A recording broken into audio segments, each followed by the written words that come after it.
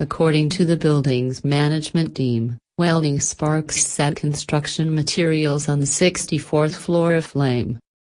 The fire was put out quickly even before firefighters arrived at the scene, so there was no damage to property and no one was hurt, they said.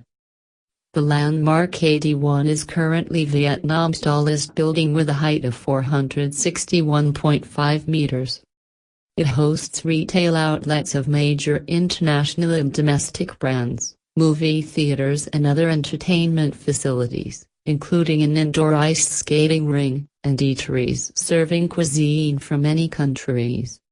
The video is sponsored by CNtronic.com.